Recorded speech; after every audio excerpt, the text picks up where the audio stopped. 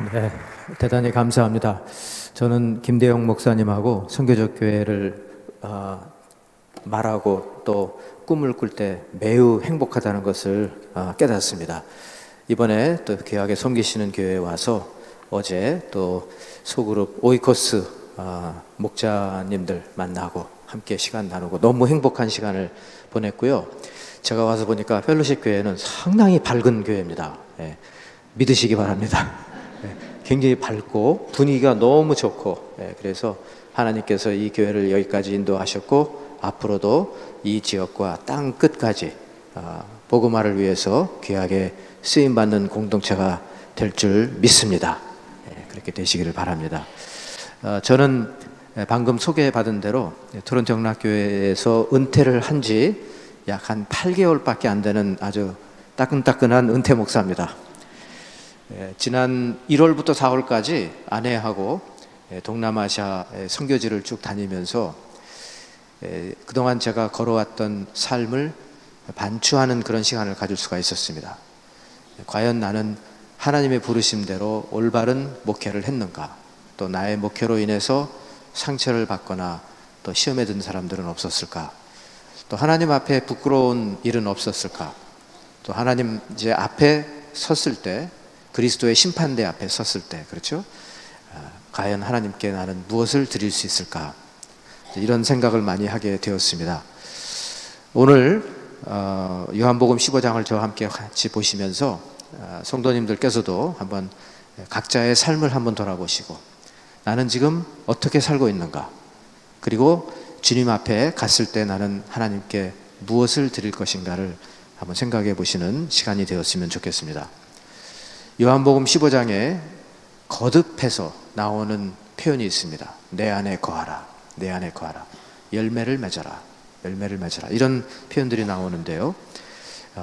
그러므로 우리 예수 믿는 사람들이 주님 앞에 우리가 어떻게 살아야 될지에 대해서 오늘 저는 아주 중요한 성경적 원리를 몇 가지 함께 나누려고 하는 것입니다. 자, 오늘 본문 16절을 한번 화면에서 한번 보시기 바랍니다. 앞부분에서 이런 내용이 나오죠. 너희가 나를 택한 것이 아니요 내가 너희를 택하여 세웠나니 라고 시작을 하십니다. 매우 중요한 성경적 원리가 여기에 들어있습니다. 그 원리는 무엇이냐? 우리가 주님을 선택한 것이 아니라 주님이 우리를 택하셨다는 것입니다. 여러분 어떻게 예수를 믿게 되었는지 한번 그때로 돌아가서 생각을 해보시기 바랍니다. 물론 나의 의지가 있었고 나의 판단이 있었습니다. 내가 예수를 믿어야 되겠다라는 분명한 결단이 있었습니다. 그렇지만 여러분 그 주위에 그러면 다른 친구들은 나보다 똑똑하지 못해서 예수를 믿지 않고 이 선택을 하지 않았을까? 왜 다른 사람들은 예수를 안 믿는데 왜 나는 예수를 믿고 있을까? 심지어 오늘 아침에 지금 예배를 드리러 여러분 오셨습니다. 그렇죠? 오셨는데 우리 마음속에 오늘은 예배를 드려야지 라고 생각을 하고 내가 지금 이 자리에 내가 선택을 해서 왔다고 생각하실 수 있어요. 그런데 여러분 내가 오늘 예배를 드려야지, 그래서 내가 지금 아침에 일어나서 준비를 하고 차를 타고 여기를 왔습니다. 내 의지로 왔고 내 선택으로 왔다고 생각하지만 한 번 더 생각해 보십시오. 내 마음속에 하나님께 예배를 드려야지 라고 그 마음속에 그 마음을 주신 분은 하나님이십니다.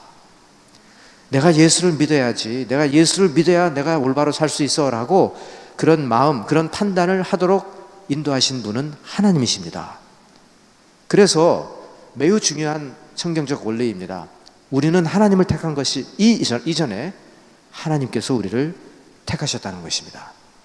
하나님 우리를 택하셨고 우리를 부르셨고 예수 그리스도 안에서 거듭나게 하셨습니다. 십자가의 피가 그 의미를 깨닫게 해주셨고 그 피로 내 죄가 사함을 받게 된다는 확신을 주셨고요. 그래서 내 노력이 아니고 이것은 믿음으로 주님 앞에 나가야 된다는 것을 알게 되었고 그 다음에는 내 안에 성령이 살아서 역사하신다는 것을 깨닫게 되었습니다. 곁길로 가려고 할 때 성령께서 우리를 올바른 길로 인도하시는 그것을 우리는 느끼고 살아가고 있습니다. 아멘입니까? 네. 이 모든 일을 행하시는 분은 하나님이십니다. 제가 목회자로서 이제 많은 전기를 이제 관심을 가질 수밖에 없죠. 다른 목사님들은 어떻게 목회자의 길을 잘 걷고 그 삶을 마쳤는가, 이렇게 이제 전기를 읽어보게 되고 선교사님들의 전기를 읽어보게 됩니다. 장로교단에서 제일 존경받는 분은 누구이십니까? 라고 질문한다면 저는 아마 여러분도 아마 영락교회를 시작하신 한경직 목사님을 생각할 수 있을 것입니다. 자, 그러면 여러분, 성결교단에서 가장 추앙받는 지도자는 누구라고 생각하십니까? 물론 지금은 돌아가신 목사님이십니다만, 성결교단, 저는 여러분께 정진경 목사님을 소개하고 싶습니다. 제가 몇 년 전에 이분의 전기를 우연히 읽게 되었습니다. 목적이 분명하면 길은 열린다라는 전기입니다. 이제 세상 떠나신 지 한 15년 정도 됐는데요. 이분이 청년 때, 전도사 시절 때 6.25를 맞게 됩니다. 이제 공산당원들이 쫙 마을로 내려와서 침입을 해서 이분을 끌고 산으로 가는 겁니다. 제일 공산당이 싫어하는 것 중에 제일 싫어하는 것이 이제 결국은 교회고 목사고 전도사고 교회 지도자들 아니겠습니까? 그래서 이제 정진경 전도사를 끌고 산 위에 올라가서 권총을 이마에 들이대고 말입니다. 이제 너는 오늘 죽는다. 죽이려고 하나, 둘, 셋 하면 탕 하는 순간 그냥 머리가 박살이 나는 그런 아주 위태로운 순간인 것입니다. 이분이 그 전기에 눈을 슬며시 감고 집에 두고 온 아내와 어린 자식이 이젠 다시는 볼 수 없다는 걸 생각하니까 너무 마음이 아팠다고 합니다. 그리고 이제 마치 그 사도행전에 나오는 그 스데반의 그 순교의 마지막 모습처럼 하나님, 내 영혼을 주님께 맡깁니다. 이제 그런 기도를 드리면서 하나, 둘 하고 셋을 기다리는 그 순간 갑자기 하늘에서 이 비행기가 웽 하는 소리를 내면서 지나가더라는 겁니다. 순간 방해를 받은 이 공산당원이 화가 나가지고 이건 뭐야 하면서 보니까 그 비행기에 이 미국 그 성조기가 달려있는 겁니다. 이 미제 이놈들 하면서 그냥 막 권총으로 탕 쏘는 겁니다. 어떻게 권총으로 비행기를 추락시킬 수 있겠습니까만 그만큼 화가 났던 겁니다. 막 탁 쏘는. 그런데 비행기는 윙 하면서 지나가 버렸습니다. 막 숨을 몰아쉬면서 하면서 이제 니놈 니 차례다 하면서 하나, 둘, 셋 클릭.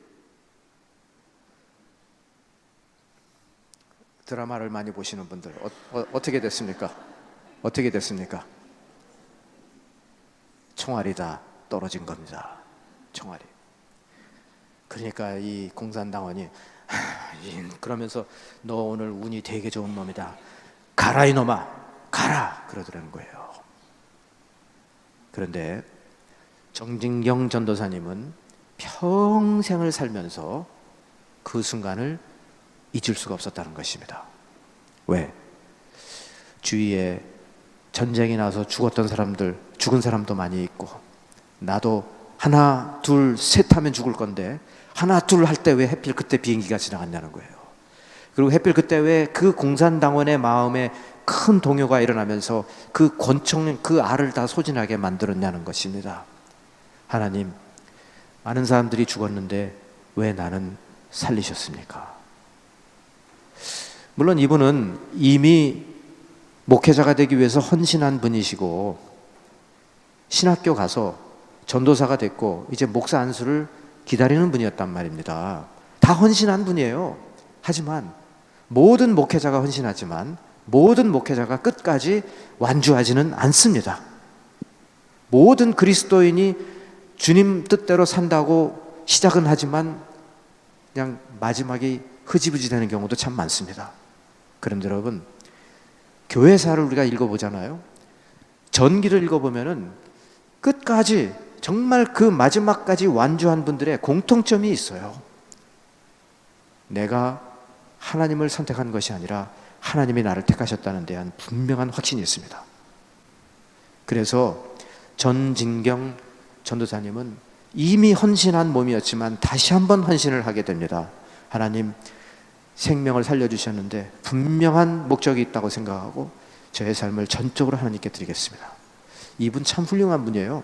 서울신대에서 교수로 많은 목회자들을 배출한 분이고요. 신천 성결교회를 담임하면서 그 교회를 아주 훌륭하게 이끄신 분이고, 교계에서 연합사업에 앞장섰던 분입니다. 월드비전 이사장도 한 분이고요. 100주년 기념사업 때 그 중심에 서서 이 일을 주도했던 분입니다. 그러다 보니까 나이 차이로는 3,000뻘 되는 한경직 목사님마저도 이분에 대해서 대단한 존경심을 표하곤 했습니다. 이분이 이렇게 아름다운 삶을 마칠 수 있었던 이유가 무엇이냐? 그 중에 하나는 바로 그 6.25 때 하나, 둘, 셋 할 때 나를 살려주신 하나님의 그 분명한 선택이 있었다는 것입니다. 그것을 깨달은 거예요. 여러분도, 여러분, 저와 여러분의 삶도 매우 하나님의 눈에는 소중합니다. 아멘. 그리고 우리를 택하신 분명한 목적이 있다고 믿습니다. 내가 머리가 다른 친구들보다 더 명석해서 예수를 믿게 된 거 아닙니다. 내가 판단을 더 잘해서 예수를 믿게 된 거 아닙니다. 주님께서 우리에게 예수 믿을 마음을 주셨고요. 그리고 주위에 사람들을 보내신 겁니다. 그리고 그분들이 신실하게 우리에게 증거한 겁니다. 예수 믿으라고 증거했기 때문에 우리가 예수를 믿게 된 것입니다. 그러므로 여러분 꼭 기억하십시오. 우리가 주님을 택한 것이 아니라 주님이 우리를 택하셨습니다. 아멘. 아멘. 자, 그러면 다시 우리 본문 16절로 돌아가서 그럼 왜 택하셨느냐를 봐야 되겠습니다. 너희가 나를 택한 것이 아니요 내가 너희를 택하여 세웠나니 이는, 여기 목적 수식어가 들어있어요. 이는 너희로 가서 열매를 맺게 하고 또 너희 열매가 항상 있게 하여 내 이름으로 아버지께 무엇을 구하든지 다 받게 하려 함이라. 여기서요, 이 구절에서 보시면 우리를 택하신 목적이 분명히 나오고 있습니다. 이는 너희로 가서 열매를 맺게 하고 그 열매가 항상 있어야 된다는 겁니다. 즉 우리는 항상 열매 맺는 현재 진행형의 크리스찬이 되어야 하는 것입니다. 열매를 지금 맺고 있어야 돼요. 20년 전, 30년 전, 40년 전에 열매 하나 맺은 것 같고 그거 갖고 끝까지 이렇게 붙잡고 있으면 안 되고요. 열매가 항상 주렁주렁 풍성하게 맺혀지는 삶을 살아야 되는 것입니다. 그것이 주님께서 우리를 택하신 목적입니다. 왜 우리를 택하셨을까요? 우리로 하여금 이제 하나님께서 기뻐 받으실 신령한 열매를 맺기 위해서라는 것입니다. 그래서 우리는 쓰임받기 위해서 태어났고 열매를 드리기 위해서 선택을 받았습니다. 하나님께 드릴 열매를 맺으라고 우리를 부르신 것입니다. 그런데 여러분, 신앙생활을 자기 중심으로 하는 분들이 너무나 많아요. 내가 예수 믿는 이유가 뭐냐? 내 마음에 평화가 있어야 되기 때문에. 내가 왜 예수를 믿느냐? 내가 예수 믿고 마음 편하게 생활하기 위해서. 참 그러다 보니까 예수 잘 믿으세요. 예수 잘 믿으시면 골프 스코어가 올라갑니다. 뭐 이런 분도 있어요. 네. 왜 골프 스코어가 올라가죠? 예수 잘 믿으니까 마음에 평정을 누려서 스윙이 아주 자세가 좋아지고 겸손해지기 때문에 우쭐대지 않기 때문에 어깨에 힘이 다 들어가지 않고 스윙이 좋아집니다. 예수 잘 믿으시면 골프 스코어가 좋아질 겁니다. 뭐 이렇게 생각하는 분도 계시는데, 여러분 우리가 신앙생활을 자기 중심으로 하지 말고 한번 하나님 중심으로 생각해 보십시오. 하나님께서 왜 나를 택하셨고 왜 나를 세우셨을까? 하나님께서 왜 나를 예수 믿게 하셨을까? 어떤 분들은 매우 이기적인 신앙생활을 합니다. 그래서 내가 택함을 받은 것은 하나님께서 나를 구원하시기 위해서다. 이 험한 세상에서 나를 구원하시기 위해서다. 구원으로 직결을 시켜요. 그 다음에는 뭐냐? 이제 구원 받았으니까 남은 것은 천국 가는 거다. 나 구원 받았네, 너 구원 받았네, 우리 구원 받았네 하면서 이제 천국 가는 것만 남은 거예요. 그 사이에 예수 믿고 천국 가기 전까지는 내 마음대로 그냥 살면 되는 거예요. 하나님께서 나에게 주시는 복을 누리면서 살면 된다. 자기 중심이에요. 철저하게 자기 중심입니다. 선교학자 레슬리 뉴 비긴이라는 분이 이런 표현을 했어요. 우리가 택함을 받았다는 것은 특권을 누리기 위해서가 아니라는 겁니다. 이 이스라엘 민족이 잘못 생각했던 것이 선민 의식을 갖고 우리를 택하셨고 모든 열방은 택하시지 않았기 때문에 이들은 다 멸망의 대상들이고 우리는 택함을 받았기 때문에 우리는 구원받았다라고, 그래서 특권을 누리기에만 급급했던 사람들, 자기 중심의 신앙 생활을 했다는 것입니다. 여러분, 우리는 구원을 받은 목적이 있습니다. 그리스도 안에서 택함을 받았다는 것은 구원받고 천국 갈 것만 남은 것이 아니라 구원받고 열방을 향한 하나님의 그 선교에, 그 역사에 참여하도록 부르심을 받았다는 것입니다. 그러므로 택함을 받았다는 것은 하나님의 쓰임받는 도구가 되었다는 뜻입니다. 이럴 때 아멘을 좀 하셔야 되는데, 아멘입니까? 네. 아마 깊은 생각에 지금 빠져 있으신 것 같아요. 네. 그런데 이런 성경적 진리를 모르는 사람들은 나 구원받았다에만 도취되어 있고 구원받은 후에 그저 천국 갈 생각만 하고 있다는 것입니다. 하나님의 뜻, 이 땅에서의 나를 향하신 하나님의 뜻이 무엇인지를 제대로 깨닫지 못하고 결국은 자신만의 삶을 위해 살다가 가는 안타까운 모습을 갖게 됩니다. 막상 그리스도의 심판대 앞에 갔을 때 주님께 드릴 것이 별로 없어요. 별로 없습니다. 그러나 이 원칙을 올바로 깨달은 사람은 주님께 드릴 것이 풍성합니다. 여러분, 우리가 택함을 받은 이유는 열매 맺기 위해서라는 것을 꼭 기억하시기 바랍니다. 지금 그 요한복음 15장의 전체적인 컨텍스트는 요한복음 13장부터 17장까지입니다. 아주 긴 디스코스, 긴 대화, 제자들과의 대화. 예수님께서 잡히시던 날 밤에 제자들의 발을 씻기시면서 최후의 만찬을 나누시면서 정말 마음속 깊은 곳에 있었던 그 중요한 말씀을 하시는 겁니다. 내가 너희의 발을 닦아준 것처럼 너희도 서로 사랑하라. 서로 사랑하라라는 아주 중요한 계명을 주십니다. 그러므로 여기서 예수님께서 그 맥락에서 열매를 맺으라고 할 때 가장 중요한 열매는 사랑의 열매입니다. 우리가 서로를 사랑하면서, 특히 믿지 않는 한 영혼을 사랑하면서 그 영혼을 주님께로 인도하는 것처럼 더 고귀한 사랑은 없을 것입니다.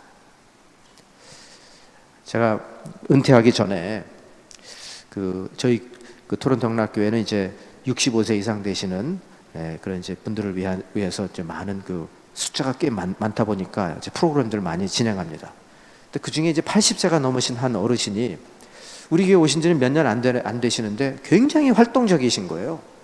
그래서 한 번은 1대1로 만나서 여쭤봤습니다. 어느 교회에서 이렇게 잘 섬기다가 오신 건가요? 그랬더니 아니요, 저는 수십 년 동안 교회를 안 나오다가 최근에 영락교회를 나오기 시작했습니다. 몇 년 됐어요? 그러시는 거예요. 오, 그래요? 아니 왜 오랫동안 교회를 안 나오셨는데요? 아이고, 말도 마세요. 한 3, 40년 전에 섬겼던 교회가 있었는데 온갖 싸워가지고 내가 교회를 갈 바야, 내가 가서 이 꼴을 볼 바야 난 교회를 안 나간다고 아예 교회하고 담을 쌓고, 저하고 제 아내는 교회를 안 나간 지가 40년이 넘습니다. 아, 그러시냐고요. 아니 근데 어떻게 또 교회를 다시 오시게 됐습니까? 아이고, 말도 마세요. 그러는 거예요. 또 왜요? 그랬더니 저 옆에 있는 그 같은 또래 80대 저 양반 때문에 그랬다는 겁니다. 아니, 이분이 뭘 하셨는데요? 아니, 내가 60대 이제 70이 이제 넘어가면서 이제는 일을 좀 그만해야 되겠다. 세탁소를 하고 계셨는데 세탁소를 정리하겠다고. 아, 근데 이 양반이 세탁소를 매일 찾아와서 교회를 가자고 성가시게 굴어가지고, 얼마나 오랫동안 성가시게 해드렸습니까? 꼬박 2년을 찾아왔습니다. 2년을 찾아오더래요. 나는 교회 안 갑니다 라고 말을 해도 말귀를 못 알아듣고 이 양반이 계속 오더라는 거예요. 나중에는 하도 성가셔서 알았다고, 이제 교회 갈 거고 세탁소 내가 처분하면, 내가 은퇴하면 내가 그때 교회 가겠다고 약속 아닌 약속을 했는데, 이분은 저 세탁소 언제 팔리나 그것만 계속 기다리다가 세탁소 판다는 소문 듣고 또 찾아왔대요. 아, 이제는 일을 그만합니까? 예, 그만합니다. 그럼 약속을 지키셔야죠. 무슨 약속인데요? 아니, 세탁소 팔면 나온다고 그랬잖아요. 아이고, 그래서 나오기 시작을 했다는 거예요. 그래서 가서 보니까 한 40년 전에 겪었던 그 교회 생활과 다르네. 사람들이 안 싸우네. 재밌게 있네. 그럼 나도 나와봐야지 하면서 나오기 시작을 했다는 겁니다. 지금은 아주 중심까지 들어와서 많은 분들 이렇게 찾아가서 또 신방도 하시고, 본인도 사실 거동이 쉽지 않으실 텐데 병원에도 가서 신방하시고, 아직 아내는 마음의 문이 아직 안 열렸습니다. 기도해 주세요. 그러시는 거예요. 저는 그리스도의 심판대 앞에 갔을 때 이분이 이제 그래, 다시 마음 문을 열고 예수를 믿게 되어서 참 잘했다라고 칭찬을 하실 때 말입니다, 바로 그분을 인도했던 이 집사님을 또 기억하실 거라고 저는 믿습니다. 이것이 바로 주님께 드리는 열매가 아니겠습니까? 여러분, 그러므로 우리는 부지런히 게으르지 말고, 한번 생각을 해보세요. 싫다는 데를 꼬박 매일 2년을 찾아왔다는 게 보통 정성이 아닌 겁니다. 이거는 그 정도로 하니까 결국 그 얼어붙었던 마음 문이 열린 겁니다. 우리는 열매를 맺기 위해서 부지런히 주를 섬겨야 됩니다. 좌우지간 게으른 사람은 열매를 맺지 못합니다. 그러므로 오늘도 사랑하고 섬길 수 있을 때에 사랑하고 섬기시기 바랍니다. 아멘. 네. 아까 목사님께서 일부 예배 때도 아주 애타게 그 드라이버를 찾고 계시던데, 그것도 얼마나 좋아요. 여러분, 이거를요, 이게 조금 이제 원고에서 벗어났는데요, 이걸 내가 드라이브 한다고만 생각하시면 재미가 없어요. 내가 대학생들 가서 드라이브를 하면서 하나님께서 예비하신 아주 재미있는 청년을 만날지도 몰라요. 그래서 내가 그 청년과 또 나의 인생 이야기를 들려주면서 그 청년을 정말 주님 사랑하는 청년으로 만들 수 있는 기회가 생길지도 몰라요. Nobody knows. 그렇죠? 마음을 여시고 시간이 되시는 분들은 한번 잘, 이게 하나님 나에게 부르시는 게 아닐까, 열매를 맺으라고 주시는 게 아닐까. 어차피 그 시간 집에 가서 텔레비 볼 거라면 하나님의 나라와 또 미래를 위해서 유용하게 쓰임받을 수 있다는 것입니다. 역시 아멘을 안 하실 줄 알았어요. 여러분, 왜 선택을 하셨는가? 왜 열매를 맺으라고 하시는가? 우리 디도서 2장 14절 화면에 한번 보시기 바랍니다. 같이 읽겠습니다. 시작. 그가 우리를 대신하여 자신을 주심은 모든 불법에서 우리를 속량하시고 우리를 깨끗하게 하사 선한 일을 열심히 하는 자기 백성이 되게 하려 하심이라. 자, 잘 보십시오. 많은 분들이 구원받으면 그걸로 끝이에요. 죽을 때까지 그냥 구원받고 천국 간다고 생각합니다. 그런데 14절에 잘 보시면 주님께서 우리를 대신해서 자신을 십자가에 주셨어요. 모든 불법에서 우리를 구원하시고 우리를 속량하셨다고 그랬습니다. 그 다음에 우리를 깨끗하게 하고 계셔요. 우리를 성화 과정으로 성령의 인도하심으로 지금도 역사하고 계셔요. 왜 이렇게 하고 계시느냐? 그 이유, 그 목적이 무엇이냐? 그 이유는 선한 일을 열심히 하는 하나님의 백성으로 만들겠다는 것입니다. 그러므로 구원이 끝이 아니에요. 구원은 시작입니다. 구원받고 이제는 선한 일을 열심히 하는 하나님의 백성이 되어야 하는 것입니다. 그 선한 일이 무엇이냐? 하나님께서 예비하신 열매 맺는 삶입니다. 그래서 여러분 꼭 기억하세요. 구원은 성도의 마지막 관문이 아닙니다. 구원은 성도의 시작입니다. 구원받은 성도는 이제 천국 가는 것에 목표를 세우는 것이 아니라 이 땅에서 하나님의 나라가 도래하도록 쓰임받는 데 목표를 두셔야 되는 겁니다. 선한 일이란 주님께서 이미 예비하신 선한 일들을 하는 것을 말하는 것입니다. 그래서 여러분, 그럼 목사님, 그 선한 일을 어떻게 찾을 수가 있나요? 찾을 수 있습니다. 우리가 마음만 하나님께 드리면요, 그리고 눈을 뜨기 시작을 하면 하나님께서 그 선한 일들을 보여주기 시작합니다. 순종만 한다면 그런 일들을 하기 시작하게 되는 것입니다. 문제는 끝까지 내가 내 삶의 주인으로 끝까지 내 자신을 그 자리에서 놓지 않고 있기 때문에 그렇습니다. 주님이 내 삶의 주인이 되시면, 그래서 내 삶을 통해서 선한 일을 하기를 주님께 다 드린다면 하나님께서는 이제 선한 일을 쭉 보여주신다는 겁니다. 할렐루야. 할렐루야. 네, 맞습니다. 그러면 몇 가지 중요한 성경적 원리를 말씀드린다고 했는데, 첫 번째는 내가 주님을 택한 것이 아니라 주님이 나를 택하셨다는 것이고, 두 번째는 주님이 나를 택하신 이유는 가서 열매를 맺기 위해서라고 그랬습니다. 자, 4절 말씀 같이 보시겠습니다. 내 안에 거하라. 시작. 내 안에 거하라. 나도 너희 안에 거하리라. 가지가 포도나무에 붙어있지 아니하면 스스로 열매를 맺을 수 없음 같이 너희도 내 안에 있지 아니하면 그러하리라. 자, 세 번째 중요한 원칙은요, 그러면 열매를 맺으려면 반드시 우리는 주님 안에 거하고 있어야 된다는 것입니다. 자, 주님 안에 거한다는 것은 주님과 동고동락한다는 뜻입니다. 주님이 내 안에, 내가 주님 안에.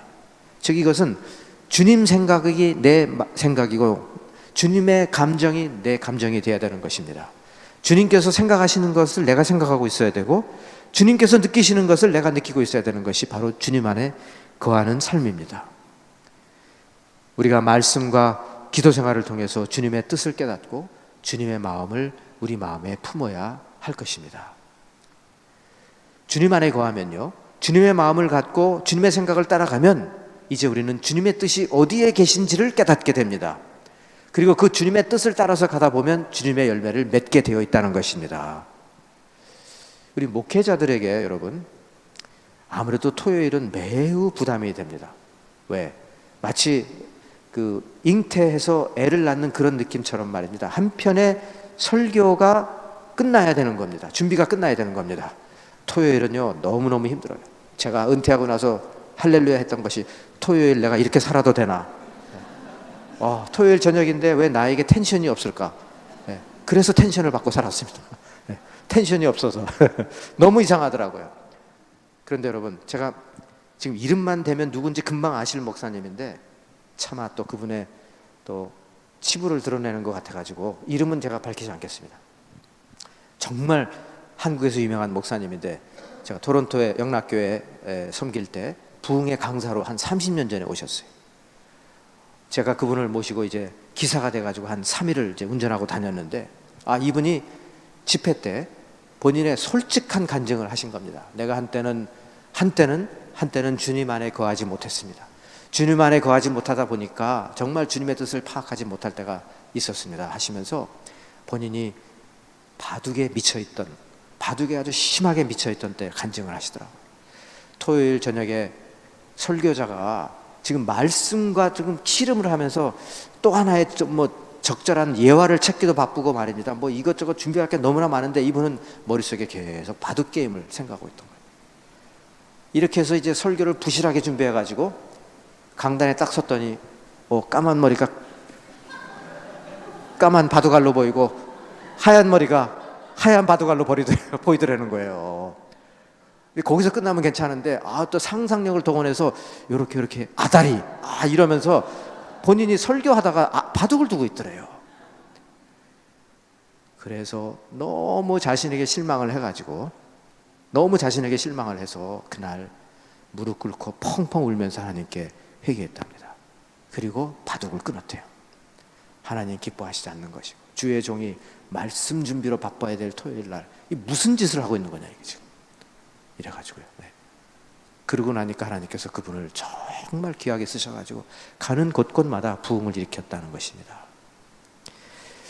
여러분, 주님 안에 거한다는 것, 주님의 마음이 내 마음속에 가득 차는 겁니다. 주님의 그 감정이 내 마음속에 가득 차는 것을 말하는 것입니다. 그러니까 주님, 뭘 봤을 때 주님의 마음은 지금 어떠십니까? 우리가 물을 수 있는 거죠. 제가 지난번에 일본에 갔습니다. 일본의 시골에 갔어요. 규슈섬에 사가현이라는 데를 갔습니다. 거기 일본 목사님하고 대화를 하는데 일본 목사님이 너무 힘들어 하셔요. 교회가 너무 힘들대요. 그렇게 죽으라고 이 사람들 예수를 안 믿는다는 거예요. 일본 사람들이. 얼마나 안 믿는데요? 그랬더니 사가현에 60만 명 인구가 있는데 사가현에 그저 교회의 평균 사이즈가 10명에서 20명이랍니다. 그런 교회가 40개가 있대요. 40개 교회가 1년 내내 전도를 해도 20명이 세례를 받을까 말까라는 겁니다. 절따라 한번 하시죠. 와, 한번 해보세요. 별로 감동을 안 받으시는 것 같은데 이건 물론 이제 감동받을 얘기는 아니지만 어쨌든 그 정도로 충격적이에요. 40개 교회가 1년 내내 전도를 해도 사가현 60만 명 중에 20명이 세례를 받을까 말까라는 겁니다. 조금 늦었어요. 예. 정말 이건, 그래서 제가 이제 기차를 타고 사가현을 이렇게 쭉 지나가는데 그 집들이 막 나오고 뭐 공장도 나오고 이렇게 쭉 논밭이 나오고 쭉 가는데 그런 기도가 나오더라니까요. 주님은 이 사람들을 바라보실 때 어떤 느낌이십니까? 제가 일본 말을 좀 하면은 정말 거기 가서 살고 싶더라고요. 근데 일본 목사님이 그러셔요. 나도 일본 말을 잘하지만 쉽지 않다고. 일본 말을 한다고 해서 되는 것도 아니에요, 여러분. 정말 온갖 잡신의 나라고 주님의 마음이 그렇다는 거예요. 그 나라를 바라볼 때 얼마나 마음이 아프시겠는가 이겁니다. 여러분, 주님 안에 거한다는 것은 주님의 생각으로 가득 차는 것을 말하는 것입니다.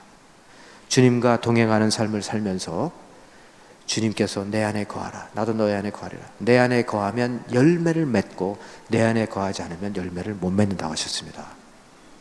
세 가지 원리를 말씀드렸어요. 내가 주님을 택한 것이 아니라 주님이 나를 택하셨다. 믿으십니까? 나를 택하신 이유는 나로 하여금 가서 열매를 맺게 하는 것. 믿으십니까? 그 열매를 맺기 위해서는 내가 주님 안에 거해야 된다. 믿으십니까? 그러면요, 이제 그렇게 살기 시작을 하면 이제는 보이기 시작하고 들리기 시작하고 느끼기 시작하고 정말 하나님께서 나의 삶을 통해서 무슨 열매를 맺기를 원하시는지를 구체적으로 생각하면서 액션으로 들어갈 수 있는 것입니다. 약 10년 전에 저희 교회 60대 부부가 사무실에 찾아오셨어요. 목사님, 시간 좀 내주세요. 상담이 필요합니다. 남자 집사님이 그때 69세, 여자 집사님이 65세. 지금 이제 저 사진은 10년 후니까 지금은 79세, 75세가 되셨어요. 목사님, 저희가 이제 사업을 정리하고 손주들 재롱 떠는 걸 보면서 이제 남은 삶을 잘 즐기는 그런 때가 됐네요. 아유, 수고하셨어요.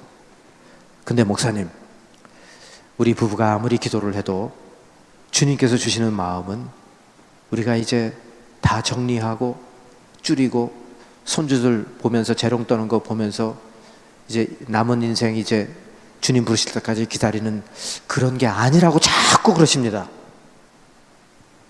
그러면 뭔데요? 주님께서 우리에게 남미로 가라고 하십니다. 남미로요? 왜요? 남미에 가서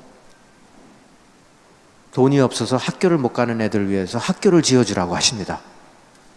학교를 지어요? 그래요? 그 집사님 하나만 여쭤볼게요. 스페니쉬를 잘 하세요? 저는 그 두 분이 저를 쳐다보면서 보였던 반응을 지금도 잊을 수가 없어요. 목사님, 배우면 되잖아요.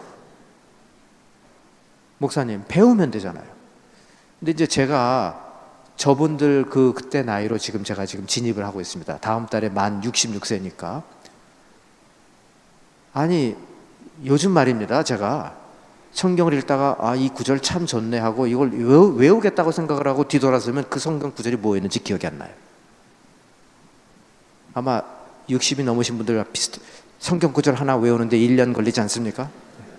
어려워요. 이젠 잘 안 붙어요. 안 붙어. 아니, 그런데 69세, 65세가 된 두 분이 이제부터 스페니쉬를 배운다고? 어쨌든 이분들은 너무나 아주 강하게 하나님의 인도하심을 받은 거예요. 그날 저를 설득시키는 겁니다. 목사님, 교회에 재정적인 부담은 안 드리겠습니다. 우리를 뭐 서포트 해달라는 말 아니에요. 우리가 번 거 갖고 가서 할 거예요. 그런데 교회에 기도를 받고 싶습니다. 교회에 관심을 받고 싶으니까 우리를 파송해 주세요. 자비량으로 파송해 달라는 거예요. 그래서 장로님들한테 어떻게 할까요? 정말 이분들의 의지가 보통이 아닙니다. 파송해 드려야죠. 파송해 드렸어요. 뭘 하시나 봤더니 일단 짐을 챙겨가지고 코스타리카로 가시더라고요. 현지인 집에 살면서 학원을 다니면서 스페니쉬를 1년 동안 배워요. 그러고 나서 뭘 하시나 봤더니 니카라구아로 가시더라고요. 니카라구아 수도에서 1시간 반 정도 북쪽으로 이렇게 올라가면 한적한 마을이 나오는데, 토론토에 있는 자기 집을 팔아가지고 그 니카라구아의 커피 농장을, 땅을 한 15에이카, 20에이카 정도 되는 땅을 그걸 샀어요. 사가지고 나무를 다 밀어버렸어요. 거기에다 유치원부터 초등학교까지 5학년까지 교실을 다 지은 겁니다. 그리고 아이들을 받기 시작을 해요. 학교가 시작이 됐습니다. 그랬는데 팬데믹이 터진 거예요. 저보고 목사님 좀 와서 기도해달라고 했는데 못 갔어요. 팬데믹이 끝나고 드디어 갔습니다. 몇 년 전에. 제가 제일 궁금했던 건, 벌써 이미 학생들이 한 200명 이상이 다니고 있더라고요. 제일 궁금했던 것은 이분들의 스페니시 실력. 여자 선교사님이 먼저 이렇게 그 스피치를 하시더라고요. 근데 제가 일부러 시계를 놓고 재봤더니 한 20분을 줄줄줄줄 하시는 거예요. 스페니시를 전 못하지만 들어보면 발음이 상당히 자연스럽다는 생각이 드는 거예요. 야, 대단하다. 그리고 막 어느 순간에는 애들이 동시에 깔깔대고 웃는 걸 보니까 소통이 제대로 되는 거예요, 지금. 야. 그 다음에 이제 또 좀 나이가 몇 살 위이신 남자 선교사님이 한 10분 정도 연설을 하시는데 쭉 들어보니까 그분은 아무래도 좀, 남자는 또 이 언어 습득이 좀 느리잖아요. 그런데 또박또박 말씀을 다 하시는 거예요. 끝까지 그 메아리 쳐올라요. 목사님, 배우면 되잖아요. 그 얼마나 그 열심을 다해서 스페니쉬를 배웠을까 제가 궁금하더라고요. 그래서 제가 선교사님한테 제가 알아듣지는 못하는데 궁금합니다. 질문이 있어요. 그 두 분의 스페니쉬 레벨이 어느 정도입니까? 그랬더니 뭐 쑥스러워가지고 목사님 잘 못하죠. 아니, 그러면 내가 좀 상세하게 질문하겠습니다. 혹시 두 분이 니카라구아의 관공서에 가가지고 서류 정리를 하고 일 처리를 하실 때 통역관을 데리고 갑니까? 혼자 갑니까? 혼자 가서 다 스스로 해결을 하지요. 그러시는 거예요. 깜짝 놀랐어요. 그리고 이분들은 말입니다. 지금 니카라구아가 여러분 잘 아시겠지만 친중 친러 나라예요. 반미 나라입니다. 그러니까 이 선교사들에 대한 핍박이 굉장히 심하고 어느 순간 다 쫓아낼 수도 있는 그런 곳이에요. 꼬투리만 잡아가지고, 꼬투리가 뭐냐?